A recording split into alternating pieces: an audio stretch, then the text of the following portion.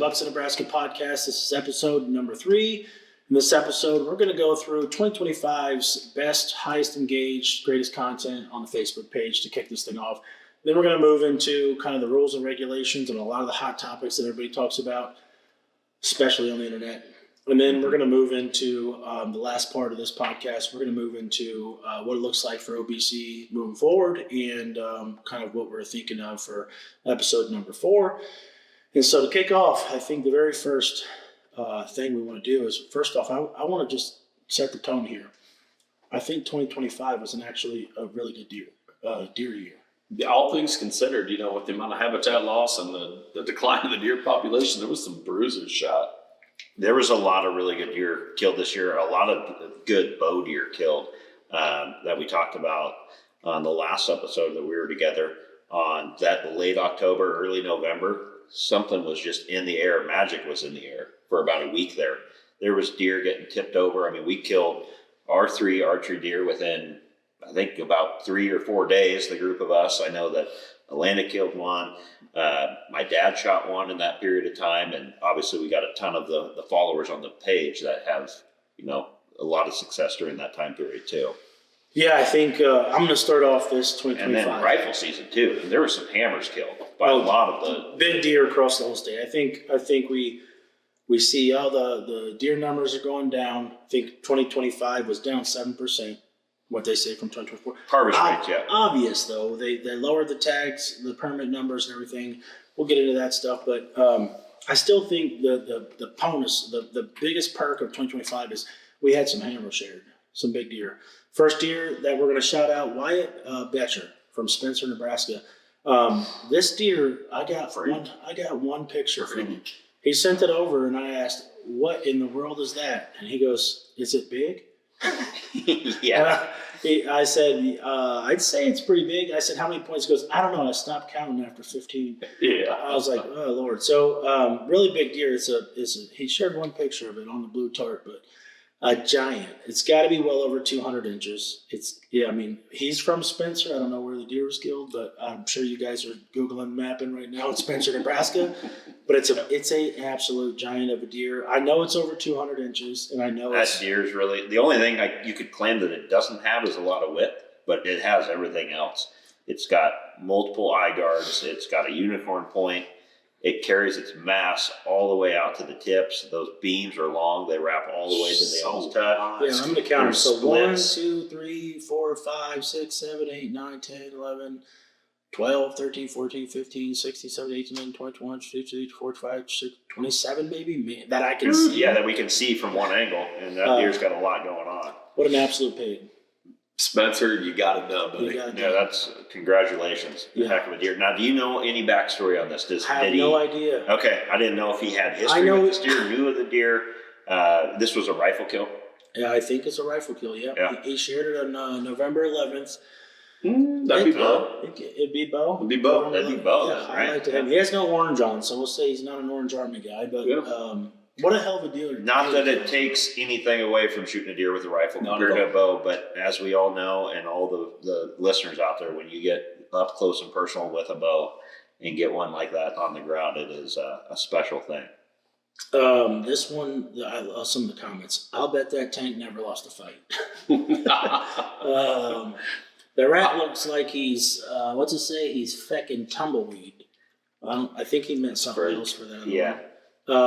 He's a big bone basket. Yeah. So big bone basket. That's a good way to put it. Kudos to you, Wyatt. I think Matt had a deer. I was going to say that. My 2024 deer was like that. Inside spread was like 12 and a half, 13. I can't remember, but super narrow, but just everything else was going on. The mass, the trash. This one right here, Hunter Bloom, Indianola, Nebraska. I think you guys can see it. What a pig of a mule deer.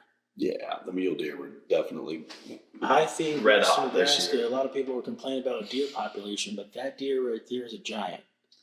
I think we'll have to pull some stats for mule deer population. I do think the population of the mule deer has decreased, but there was some hammers that were killed this year. Toby Long says, that's my muley of 10 lifetimes. Yeah. That's pretty awesome. I think, Trevin, that's your buddy. It's your roommate, huh? Pretty cool. He says this guy thinks it's a whitetail. Is that a whitetail or a mule deer? No, it's 100% mule deer. Mule deer. He goes, am I the only one that thought that was a mule deer? You can say that. A lot of guys don't realize mule deer have brow tines. I mean, a lot of times they don't, but they can. He kind of has a little white face, but it definitely looks like a mule deer to me. This one says, I bet that's on private land. I'd put $1 to it. Don't know if that thing's on private land. Definitely not a pin. I can tell you that. He's not going to share that with anybody. What else we got here for the highest engaged pictures of 2025? I think we got one more down here. What is this one? I don't know if this is a deer picture, if this is just a video. That's a video of that deer. This video was actually sent in by a guy. He said he was sitting on the ground blind and he was scouting the area and had his cell phone and said he didn't take a bow. How he's kicking. So he took that firsthand. He took that, and the deer's got to be 10 feet in front of him. So look at the neck on that guy too. Tough road. He's also got trail cam videos. He needs to call Matt and know what it's like when you leave the truck. In your tennis shoes and be ready with your bow or gun. You don't leave the truck without a weapon. If it's whatever season it is, make sure you take that weapon with you. All right, what's the deer that you brought? Well, I'm surprised that's not showing up on your analytics. Let's see. We've got impressions. Let's just sort by impressions over here for 25, and we'll go to November. I think it was he a November deer? Yeah. Shot the deer? Shot that on November 4th. Go ahead with the story if you know who shot the deer.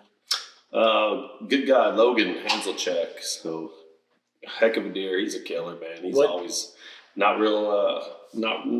He doesn't post a lot on social, which a lot of guys don't. That's fine. I mean, these days, you kind of got to be careful what you do post. Yeah. But he owns the land, so it's not much of a risk of him losing the farm. But what day did you say he was shot on? He shot that on November 4th. Let me get to that picture. And just those freaking G1s are something else. The Igars are insane. He's got like a 3. Yeah. Well, he's got those points going off the back of that right one too, which is pretty cool. But yeah, I think Cody, you had mentioned it maybe in an earlier episode, but there's a lot of deer that we don't even see. These are just the deer that are posted, shared, whether it be friends groups or online or shared with the Bucks of Nebraska Facebook page. And I'm sure there's a ton of really great deer out there that we don't see every single year. November 4th, right? Yeah. Let's see what we got. Who'd you say shot at Logan? Yep, Logan Hanselcheck. All right, Logan. Let's see what day. Was it shared on the page? Yeah. I know we got one on the back of the bed, but I also got him, I think you've got that picture right there, too. Set right here. Yeah. Look at those brows. Just a hammer. What a pig. Another one of those, too. I mean, he's got the mass, he's got trash, he's got time length, he's got everything, but he's kind of narrow again. Kind of been a trend on the last two we've looked at, minus that giant mule deer, but, width only gives you one measurement. So that deer had the scores. We had another deer with a shine. I'm going to zoom in a little bit so everybody can see this deer. What a beauty. From that angle that Matt has, too, you can see there's another point off. Go to the shot in the back of the pickup. You can see a little bit more what's going on with all this kickers. Let's see if I got that. I don't know if I got the pickup one. For what day? What day is that? Is that in the album? No, this is on just his page. Oh, Logan. Let's just look up. Is that his Facebook page? How do you spell his last name? Let's start off with H-A-N-Z. Yeah, apologize about it, but you're about to get a whole bunch of friend requests. Henslick? Got to give credit where it's due. Oh, Henslick check. I got you. Here we go. All right, let's see if we can get this bad, baby. He's got it in his profile picture. There we go. Ooh, Lord, what a hammer. Look at that thing. Just tall. Look at that right G2. Yeah, what's that thing? He's got a doe back there, too. Probably 15, 16 inches. He looked like he got a doe back there, too. But she was running. He was chasing. He shot her. Then he got followed up, shot him in the neck. How'd that work? Is that a doe back there, too? I don't know. I'll let Logan chime in. Is that a ground blind or something? What is that? That's a big deer, is what that is. Well, yes, the buck is, but what's behind it, I don't know. All right, Logan. Oh, sorry. scroll back down. Did he decoy that deer? Let's Or is see. that just? I think he decoyed him. Yeah, that's awesome. Look at that. He's got a picture of it. So he had enough time to take a picture with his cell phone, or maybe he was videoing his son. There's that deer. Again, off season, scouting. Look at that. Jeez. What a hammer. Wake up to that picture in the morning on your cell cam. What a hammer. That might actually get you guys to sit dark to dark. I would consider it. Right now I'm considering doing an all day hunt next year. You get one like that show up on camera, that might give you a little more incentive. Let's go back to this November and look at these deer shot here. And look at the views. We'll share the deer picture too in the edit of the episode, but let me look at these top views here. Bunch of bigs. There's no big deer in Nebraska, though, isn't that? That's That's kind of what we're talking about. Yeah, how do we get bigger deer in Nebraska? And it seems like somebody or many hunters seem to find some every single year. I don't think it's a wonder of people who put in the time, energy, and effort in scouting. I think that's, we're looking at things at face value, and we've all seen that picture online of the iceberg, and you don't see all the behind the scenes work that people put into scouting, putting into their farms. This isn't a Nebraska deer, but it's definitely worth talking about. This is the South Dakota deer. Yeah. I gotta share this thing. What a hammer! I think this is probably one of the largest deer shot in 2025. That's probably the most famous deer shot last year, He too. went all over. I saw him on Buckmasters and Realtree, and every hunting TV guy was out there. And rightfully so. Look at the mass on that thing. Yeah, that's a pig right there. South Dakota has some huge deer. What do they got? What's their rules? The It's just regulations on the rifle. They got limited seasons and stuff. I'll pull that up. Pull it up. I don't know if they're a $1 or $2 state. So I've hunted South Dakota mainly for upland. It's interesting when you look at it's very secluded pockets that are out there. There's a lot of big open country. This is mine. I got some ugly pictures of them, but Geez, look at you. You're dressed like it was 10 degrees out. It was like 80 degrees in rifle season. oh man, here we go. A lot of people don't know, but I can make this deer look really small when I get next. Well, I think that people need to understand that you're about 6'5". What a cool deer, though. You don't want to throw the weight on? Oh, yeah. Come on now. I'm 250 on a good day. 250 on a good day. All right, let's keep going. Let's go. What we got here? Two more deer right there. Oh, Kayla Wagner. This one I've been wanting to share. I saw this deer shared all over the internet. So for a mainframe 8, I don't. Is that a Nebraska deer? It's a Nebraska deer. So it's the Kansas-Nebraska reservation border down there south. Okay. I think that's why it's got the paper tag, because it's on the reservation. But you talk about for a mainframe 8-point. I don't think they get much bigger. The way the manes curl in on that deer. That again, two's got to be. Anytime over you start 12. getting an 8-point that's over 160 Yeah. is very, very rare. Shout out to Kayla on that one. Big smile, great deer, awesome picture. Now, do we know, was that based off the date of a rifle killed deer? Or? November 26th, so it looks like When it got posted. Yep. Yeah. What a great deer, though. Congrats. You know what? Looking at that picture, she shot that deer in the rain. He's You right. think that she shot it out of a bed? I wonder if she snuck up on him in her on clouds. Turns out. Yeah. Works So pretty she well. must have been shot that deer on I think it was the Friday rifle season that we had all that rain. So Kayla get the shout out. Let's go to Clancy. Got a lot of engagement here. I can see why. Got him with There we his go. bow. There's a wide deer. Yeah, what do you think he is? 19, 20 inches wide? Probably that is, size? yeah. It's a good buck. It's a good deer, pretty cool. Shout out, who's that? Don't know if I got the name on that one, but shout out to that deer. Was it? Oh, it's Clancy. So congrats, Clancy, on year 2025. That's a great archery deer. That's a great deer, period, let alone with a bow. Clancy Dockweiler. Who else we got in here? Got a few more. Zach Osborne. Back of the truck. Tyler. Look at the neck on that thing. Got a little Okay. crab claw coming. Look at the crab claw on that left side. What a neck, though. Cool picture. Congrats, Zach. It's a good deer. Dawson County. You know where that's at? Looks like it's out in the sand hills or Looks something. like it's That's out his west. buck. I got the question here answered. Non-resident hunters in South Dakota are generally limited to 1 deer tag. So Ooh, non-residents, it's a $1 state. that's What about in-state? Let's Is look. it also $1? that's a huge topic for us to jump on here a little bit. So I think Alyssa Zimmerman, she had one of the highest views on the page this year. I haven't seen this deer. Open it up. Back of the truck. I wonder if a lot of guys click like on that one for more than just the deer picture. Because Yeah. Great buck, though. congrats, Alyssa. That's Huge a really deer. good deer. A big old split eye guard right there. It's a beautiful deer. When was that deer shot? You see the hide on it? It looked like it was an early season deer. Tyler, is it Thelander? Yeah, there he is. That one's got. It's a muley, isn't it? Yeah, I just love the background, the scenery of that. So there's one thing about Nebraska is there's very few states that have so many different terrain and different backdrops and places to hunt. And East is all timber and it's a little not as flat, but a little more We got ridge. some river ground all the way in the southeast corner, some bluffs and everything. And What a then, beautiful picture. What a All right, beautiful- your South Dakota residents can purchase multiple deer permits Okay. with options for over-the-counter archery tags and generally guaranteed rifle tags as well. The subject to specific unit limitations and lottery allocations for certain more restrictive or special tags apply. Residents may also obtain extra and expensive antlerless tags at specific units. Expensive. That's interesting. Shout out to Josie. This is a great deer. Congrats on your deer this year.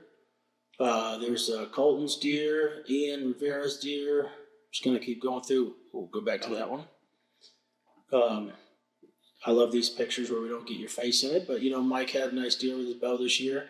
Cool picture in the back of the pickup. Congrats, Mandy. There's Ryan's deer out there. So Blake got out there this year. It looked like he threw the hammer down on 2 deer at one time. mm-hmm. What an awesome deer, and it looks like a great hunt. That's the dad. I know if you go back to that picture, that's Kevin Words. I believe he's CFO for Cabela's. Okay. Yep, he's got a really good farm too, southeast Nebraska. That's awesome. Great shooting right there. That's 2 for 1. Logan Epp from Loop County. Got him a giant muley. Looks like cool deer. Cass County deer by Daniel Suarez. Corey with a great deer. Jaden with a huge, what a giant. Frame. What a Big frame. Ian got it done. I love this picture too. Just them two out there smiling, big smile. This is the number 4 for me right here. Just younger brother Rhett, rattled in the big buck for his older brother. How cool is that? That's a memory they'll never forget. That's what it's all about. Ooh. Ooh, this one. This had some controversy. This one's a behind it, too. I Kansas remember that deer. photos. This one's a Kansas deer. I think this is probably the largest bodied deer I've seen, unless that guy is 3'2". I think I'm just going to start taking my trophy shots like that going forward. Either he is 3 foot great. tall or that deer is 9 foot long. But I'm going to go with the deer. That's a big mature deer. This is your deer. This is old Pottsbelly right here, hanging in the shed with me. 6'5". Yeah, that's That kind of deer's- good perspective of the body on that one. Yeah, Over 300-pound deer, easily. sitting there next to me. Oh, this one back in the truck, Monica, Hitchcock County. So I think this is one of those deer that's kind of it's kind of hard to see how truly big this deer is. A lot of mass. I mean, she's got her hands on that thing, just gripped, and that's a big old deer, big muley.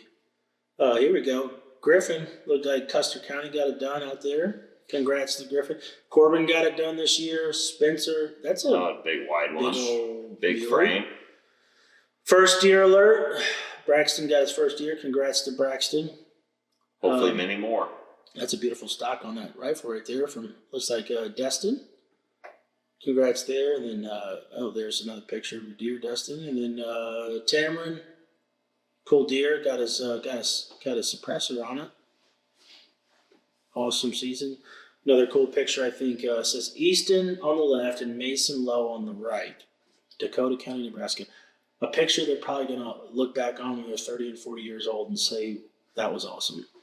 We got to get you some, get you out of that Sitka gear, though, and get you some OBC gear, some Bucks gear. It's another cool one by Landon. Look at is that a split G2? Nope. It's good. Just another good muley. I'm impressed by how many solid mule deer were shot this year. We'll keep going through them and blast them. Eric and Jenna and Zach. It's a big old white deer from Zach. Grady.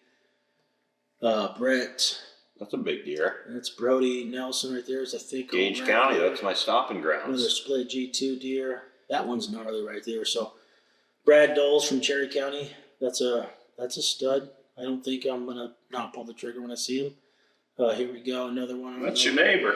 That is a neighbor. I know that deer. He's got those. You passed on that deer. He's got some of the coolest things I've ever seen. Those Christmas tree snacks. You never had a low Debbie, have you? Oh, I've had them, but I don't get them very often. So how many times did you have this deer on camera is the main question. I probably have over 100 pictures of that deer.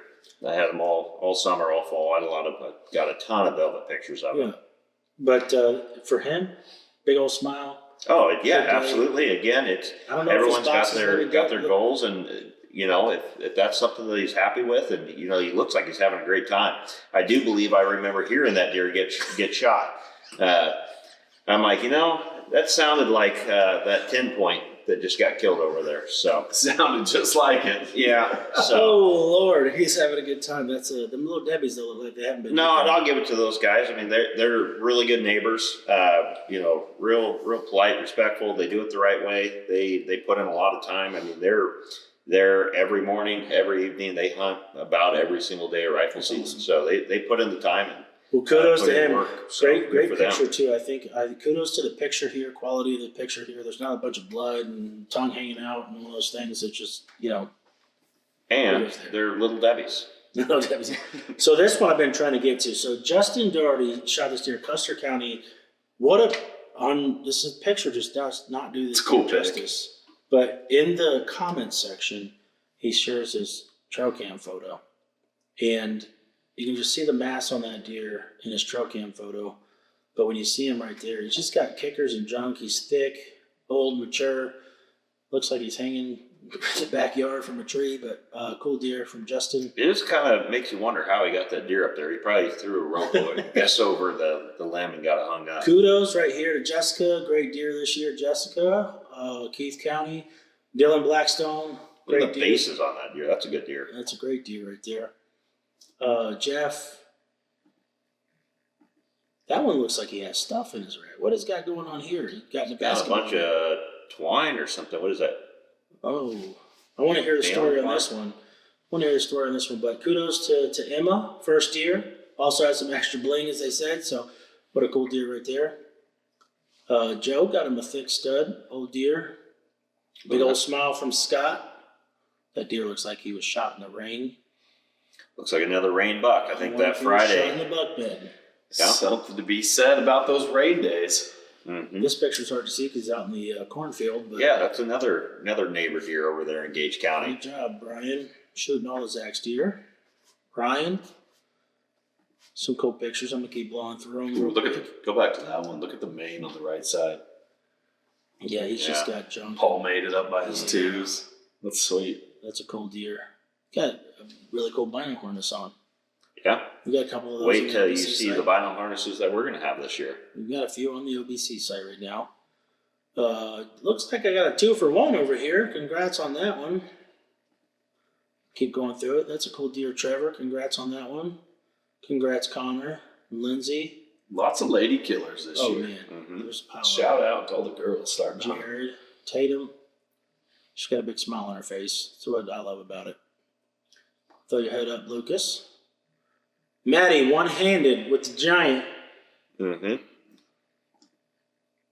All right, then Kylie. Like a pretty good deer right there. Sun's in a different angle. This is me right here. Not really, but this is my pictures when I'm hunting solo. I got to do my best job of trying to get a picture of a deer. But Jonathan with a big deer. DJ. We've got hundreds of deer. We're not going to go through them all, but we're going to give a shout out to a few of them. It's a big deer in the back of a truck. We got one more I know is coming up. This one right here is the one I've been So Blake in Lincoln County, this is a mule deer. I had a lot of questions about this one. Where do you shoot it? But it's got eye guards. A lot of people said they had it on camera. Didn't share this with Blake and team and family, but what a heck of a mule deer. And they said it was really old deer. What do you think? Hard to tell on a mule deer with that angle and that angle only, but just a trophy. And that kid's got a big smile on his face, so that's all that really matters. That's a fact. It's a good one. Yeah, let's go back. Nick had a giant. This one was this is November 22nd, archery deer. Was that a split G3? Pretty cool. That's a giant deer. A lot of good ones this last year, despite all the conversations. Yeah. But yeah, we wanted to share a little bit of the deer from 2025 and go through. We shared several of the ones that we really enjoyed. And overall, I'd say 2025 as a whole was successful. And it leads me to the main conversation we're going to get into today's topics. Okay, so topic one is recapping 2025. We had a lot of posts and a lot of engagement on individuals talking about rules, regulations. One of them leads to the one buck state theory and possibility. The other one leads to the argument between landowner tags. I think we have some opinions there. And then lastly, the other topic that we want to get into is the weapon of choice. Okay, so weapon of choice, the landowner tags and permits, landowner, early season landowner, and then obviously the idea of helping the herd, the health of our deer population by potentially going to one buck state. So the first question that I'm going to ask both of you guys, what's your thoughts on a one buck state? What's the pros, the cons? Why would we do it? Why do we not want to do it? I know, Matt, you're a proponent of being able to take several deer in a year. So, yeah, personal opinion for me, just my opinion. One buck state, pros. I mean, it's lots. Okay, so it depends what your agenda is, what's your goal. Well, a one buck state is definitely going to increase the number of quality bucks that Nebraska would have. I mean, we're going to reduce how many deer get shot. The number of bucks getting harvested is going to be less. Now, and I think the mentality too. The mentality of the hunter is going to drastically change going to a one buck of, how many times have any of us, especially as we're going, back through kind of what Cody mentioned, our ranks of the 4 different transition periods of a deer hunter. How many times do we want to harvest? We want to get that buck, but then we figure, well, we still got another tag and we can hold out for something more mature. That's the biggest thing for me is the guys that go out there early and they're like, he's good enough. I'll shoot him and I'll hold out for my second one. That's the mentality I know for a fact people have. We got to eliminate $2. We got to eliminate that right there because it's just, if we want quality. If you want to just go kill deer, there's a ton of deer you can kill out there. There's a lot of does you can, but like if you want to then argue later in the year, our buck quality's down. Well, then don't go shoot a 2.5, 3-year-old deer early in the year. Depending where you're at in your hunting career. Yeah, I mean, and if you're going to argue that you want to shoot more mature deer, in order to kill more mature deer, you have to let deer go and grow up. Yeah. So I support one buck. I think it's a great idea because of where I'm at as far as my style of hunting now. The only downside to one buck state for me personally is I would love to have the opportunity to go out west and shoot a mule deer still. So I'm hoping if we do evolve into a one buck state that's, one whitetail, one mule deer, not 2 whitetails. I agree. I think give me that chance with Nebraska being such a diverse state. I think you can accomplish a lot by saying you can harvest 1 mule deer and 1 whitetail. And I don't care if muleys become an application and a draw. Right. They'd have to, because there'd be a ton of people wanting to chase getting a mule deer if they got limited on 1 whitetail. At least I believe that there would. That might be good because it then gets some people out west. It takes your eastern guys and moves them out west, and I think it puts them in a little different arena. They could see a little different landscape. Support the local economies. Yeah, I don't think it's a bad thing at all. So one bonus though, I think one buck state's probably a perk. I think at least for now, for the foreseeable few years, it'd probably be a benefit to the state of Nebraska to go to 1 buck for many reasons. Not just the quality and maturity of deer itself can extend, but also gives more people the opportunity to take a deer. Because the deer that you did not shoot, our harvest rates are down. Yeah, the guy next door might be his first deer. His second deer, he might be in a phase in his hunting career where that's a quality deer. It's a great experience. It gives more opportunity to other people. The guys that are shooting 2 deer, and then I know the percentages are low, but the guys that are shooting 2 deer, traditionally, if you look at the stats, are the avid hunters. They're not the guy that's like, I'm going to hunt 3 times a year and go shoot. They're the guys that hunt a lot, and they're like, they do shoot that deer early, and then they look for a mature deer later in the year. Then they wonder why every year that goes by, they have less and less mature deer. Well, you keep shooting 2.5, 3-year-old deer every year, you're going to lower your chances of shooting deer. I think it's going to help with our buck to doe ratio too. Being limited on 1 buck, guys that do want to harvest multiple deer, or maybe they're just not finding that buck or caliber that they're looking for, they're going to harvest some more does. The other piece of that is we have an argument, you and I particularly, people that use crossbows. Oof. I think you eliminate the care, the back and forth between people that say using a crossbow is bad. If you have 1 buck, it doesn't matter if it's with a traditional bow, compound bow, crossbow, muzzleloader, rifle. If you have 1 buck, you're going to be a little more picky on the deer you shoot.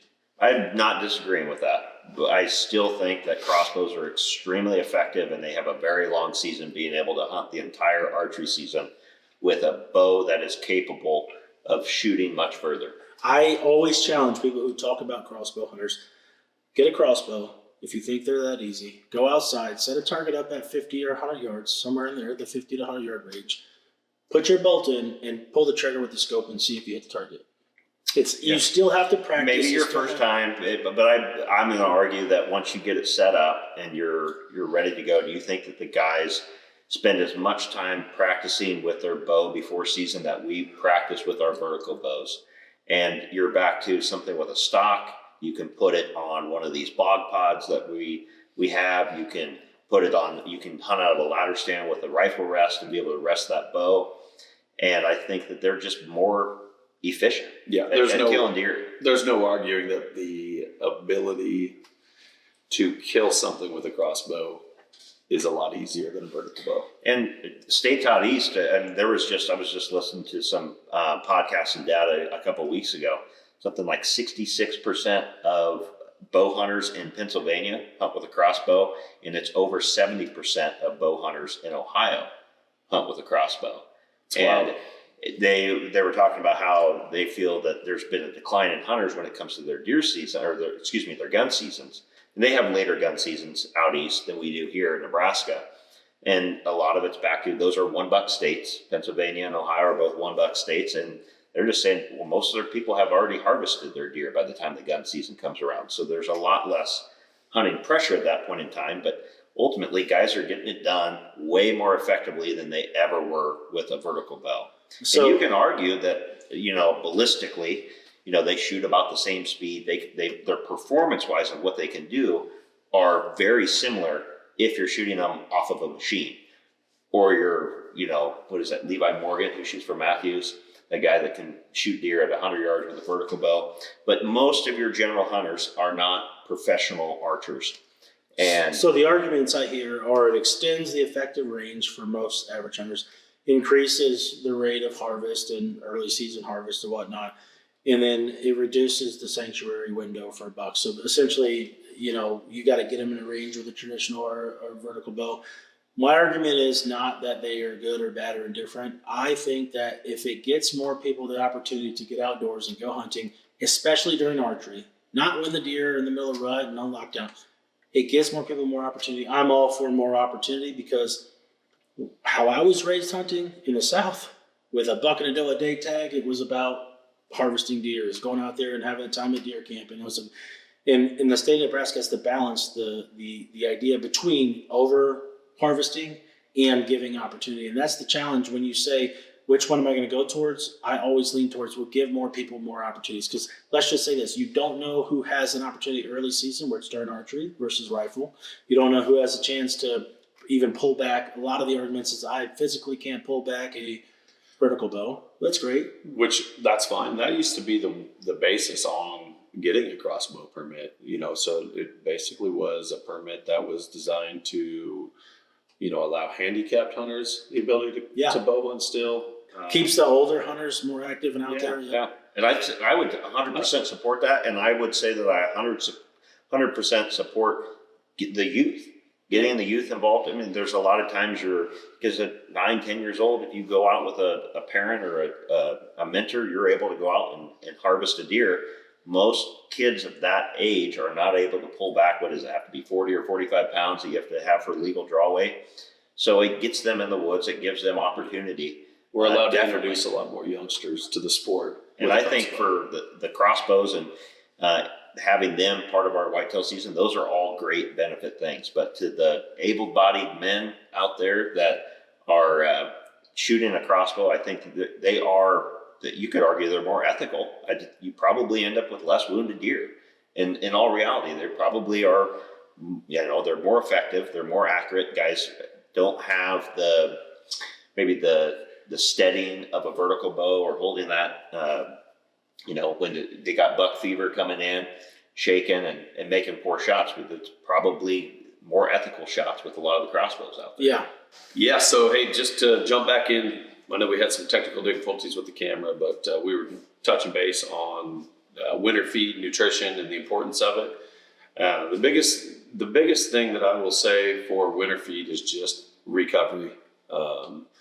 The rut, the winter, all of that, it takes its toll on a deer's body, and that's bucks and does. So winter nutrition will... Hey, Matt, why don't you go over for everybody listening in here today and tell us a little bit more about the feed. Sure. And what nutrition aspects of that feed are there, because it's called the blend. So it is more than just a corn or soybean, just straight corn or soybean. You have a lot of other nutrients and things that are in those pellets and things that are added to your feed. Yeah, so I've got 5 products. I've got the blend, which is the workhorse. That's a couple high protein pellets mixed with roasted soybeans and corn. I've also got chelated minerals in there, vasodilators. And then the second product that I've got would be Velvet Fuel VTX with Tick Guard. The Tick Guard is new. That was an idea that I had pushed on me by a lot of guys from Iowa that said they have just a really big infestation of ticks in that part of the state. So it was important to them. They asked if I could introduce it. I worked with the nutritionist. And those ticks are huge stressors to the deer. Huge stressors for health, huge stressors for antler growth. I mean, you see in the summertime, I don't see it a lot around here, but you'll see just the backs of a deer's ears. They get piled up with them. You get those trail cam pictures of them. And it's almost like, I almost want to say that they're infected. They're not necessarily, but they're swollen up, and there's like a conglomeration of ticks on these deer, especially in that velvet growing season. Not good at all. So yeah, Velvet Fuel VTX is it's a new product coming out for this year. I've already been using it. Got a lot of guys in Iowa using it just to get that tick guard introduced to them, so that when you've got 78-degree days like we're going to have Tuesday, I mean, it won't be long. The ticks are going to be here. So the Velvet Fuel also has some additional protein, right? Yeah. So Velvet Fuel is the blend, I guess, for lack of better words, on steroids. The Velvet Fuel is the same foundation as the blend, where I've got protein pellets, chelated minerals, roasted soybeans and corn, vasodilators. I just introduced the tick guard to it, and I've also upped the calcium, the phosphorus, the protein, and the amount of vasodilators in it. So that's product number 2. I've got protein blocks as well. They're 33 pounds. It's basically the Velvet Fuel and the blend pressed into a block form. I've also got Berry Bomb, which there's a lot of corn guys out there that just like to dump corn, and there's nothing wrong with that, to each their own. This will just be as an attractant. It's great if you're wanting to get trail cam pictures. It's a great attractant. It doesn't have as much of the nutritional value as just the a carb corn does. Good carb, good energy, good heat in the winter. Yeah, nothing wrong with it. This is just a good way to top dress your corn. It's dried distiller grains, chelated minerals. It's still got that super strong berry aroma in it. The protein on it's huge. I think it's up to 21%. So good way to top dress your corn, good way to top dress your alfalfa blocks. You can also top dress your Velvet Fuel or your blend with it. And then on top of that, I've got the minerals. So I'm real happy with the way those are. I've tweaked them a little bit, but I've dropped the salt content down to 20%. My calcium phosphorus is super high compared to anybody else on the market. I think I'm at 19% and 8%. You always want to be at a 2-to-1 ratio on those. So to recap, I've got minerals, blocks, berry blend, Velvet Fuel, and the blend. So And you're really talking about a year-round supplemental feeding program that is more than just a deer attractant for, say, during the hunting season. Because there's a lot of states that obviously do allow baiting for deer, that you can pull them in, get them in range, get those shots on deer. But we're talking about, and we're from a state that you cannot officially hunt over the top of bait directly. But you can supplemental feed throughout the year and really giving those deer everything they need throughout their growing season, throughout just keeping the health of them through the rut, through the winter, all those things. Yeah, the rules in the state of Nebraska are 200 yards out of sight. Yeah. 200 yards in distance and out of line of sight. You cannot shoot a deer, even if, the whole 200 yards. You cannot just put a feeder out there 210 yards. It's got to be out of line of sight. Yeah, and you cannot shoot a deer, I believe, within 200 yards of that feed either. So. Right. Correct. You can't hunt within 200 yards of any feed, and you can't shoot a deer that was within 200 yards of that same feed. Yeah. So Matt, going into what the foundation of GB2 Outdoors, what's the actual feed regimen coming in out of winter into spring? What does the feed do for deer? Because I think a lot of people have this misunderstanding that it's only for essentially baiting or trying to get deer on camera during season. Yeah. Well, a lot of guys don't even start thinking about feed until June, when they're starting to see velvet antlers, which great. I'm glad your head's in the right place, but you're behind. You're behind the 8-ball 100%, because all of a deer's nutrition, first and foremost, is going to go to its skeletal system, to its body, to its overall. That's until they're 5 years old too. Their skeleton's not even fully developed until they're 5 years old. Then after you that, can see that. You can see that when you're hunting, and you see a 2-year-old or a 3-year-old deer standing next to a 5-year-old deer. How much bigger that deer is. Yeah. It's taller, it's longer, it's bigger, it's got more, way more body weight. There's a lot of things that they're still developing through those age classes. Yep. So a lot of guys, again, back to the velvet, they don't think about feeding deer and growing antlers until it's velvet season. And I know we talked about it either earlier on this episode or a previous episode, but as soon as a buck drops its antlers within 2 weeks, 3 weeks tops, the antler process, the regrowth process, is already underway. So that takes me back to why it's important in the winter. All right, we all know that the rut wears them down, the winter wears them down. There's the landscape is stripped of all of its natural food. So you want to start that recovery process then. You want that. There's not a whole lot for them to eat that time of year.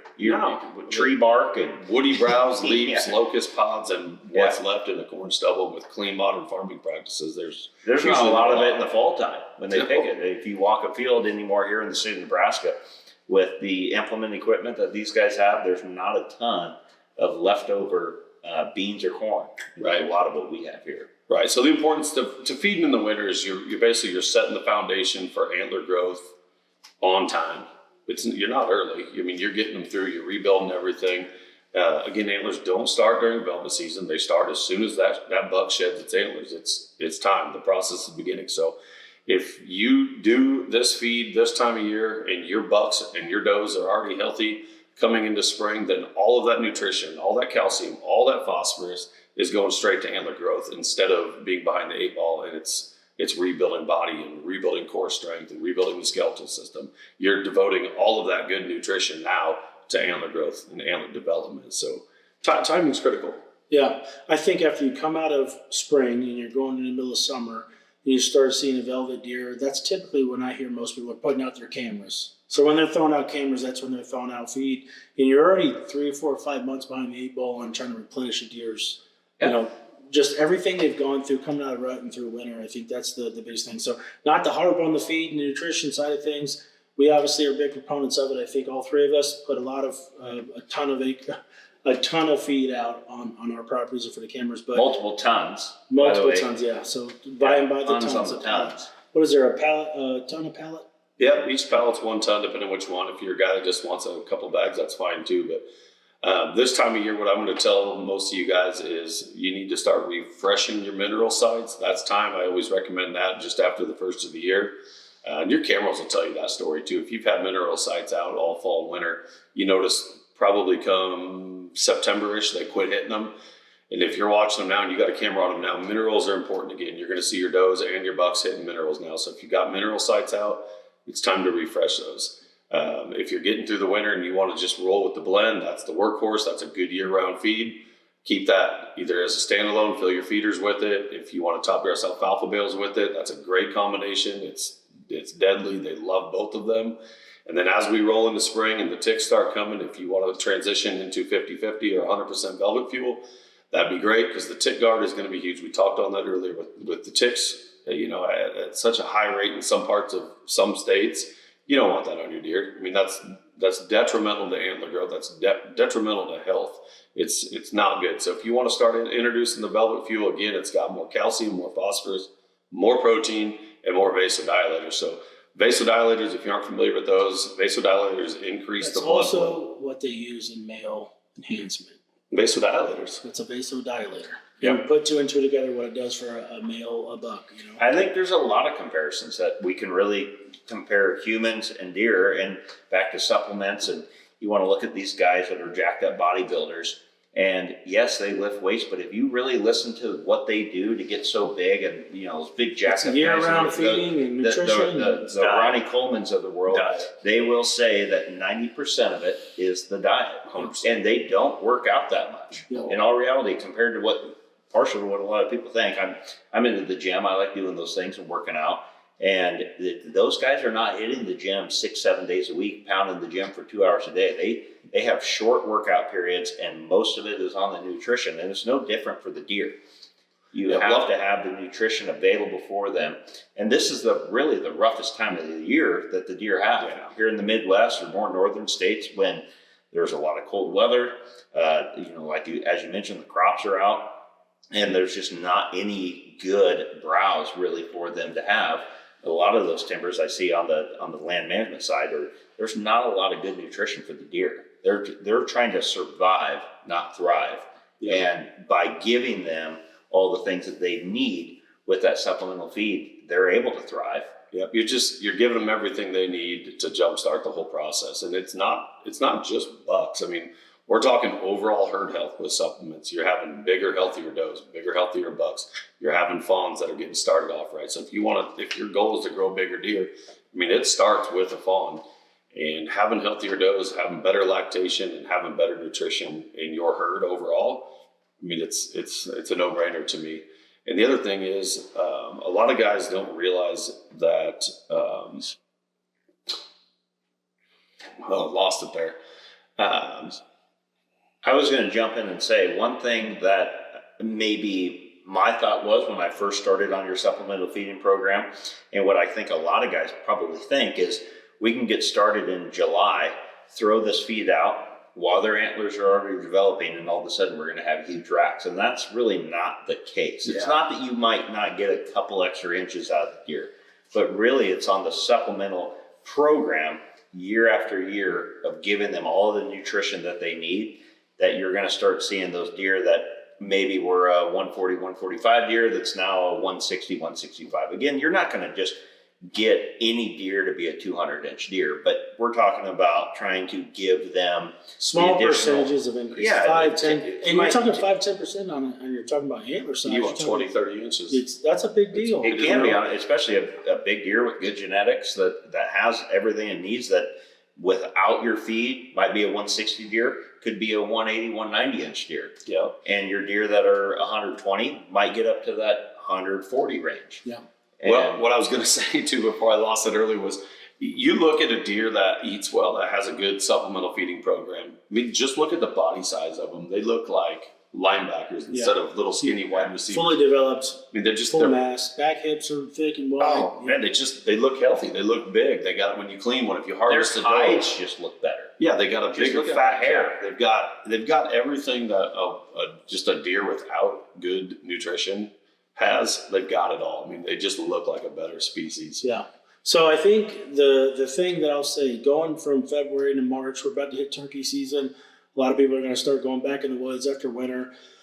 I'm going to start chasing some of those birds a little bit too. I think it's a good time to get out in the woods, put your cameras out, start doing some scouting for deer. We're also scouting for turkeys. I think you have the opportunity to put some time in the field and walk, see the trails, see where the deer. It's the best time of year to find those deer trails. It's great. You can look for some sheds. You can really do your turkey season. You can put a lot of energy into your deer season too. And everything you do during spring, feeding, scouting, all this stuff is going to help you when you get back to later part of the fall. So I don't know how many guys next episode we'll talk a little bit about turkey hunting coming up. We're excited about that, but also waterfowl. You said there's going to be some geese. Snow geese season's right around the corner. That might reverse migration, I guess. So they're headed back north. Yeah. They're going to be coming back through. Yeah.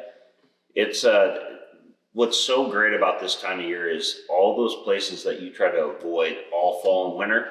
This is the time of year that you crash into those spots, those bedding areas, all the places that you didn't want to put pressure on your farms. This is the time of year that, yes, go in there, put the pressure on it, walk around, scout, see what's going on. And so what if you bump a few deer while you're in there? You're not going to affect those deer. Those deer don't have memory like that of 6 months, 8 months down the road when it gets to hunting season that's going to affect them. Yeah. One thing I do this time of year in my Onyx map is I'll turn on my tracker and I'll go in the woods during turkey season and I'll find a deer trail and I will walk the deer trail. And then I will find the next deer trail.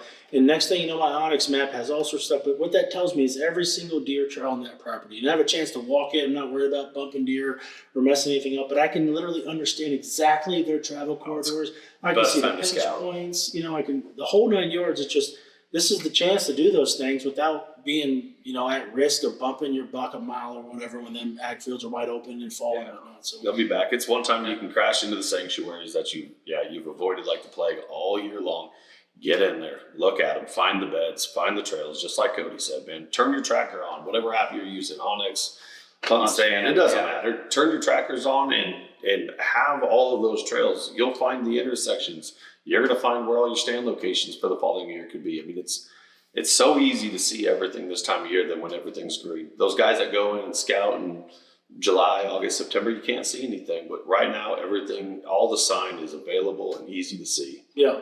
So that's the end of episode 3 of Bucks of Nebraska podcast. I want you guys to join us, like, follow, subscribe, wherever you're at, follow and watch it. Instagram, everybody. We appreciate you guys. And that's a wrap. We'll see you on episode 4. Thank you for listening to episode 3 of the Bucks of Nebraska podcast. Make sure you're liking, subscribing, and following us on all the platforms. Stay tuned for episode 4 being released next week.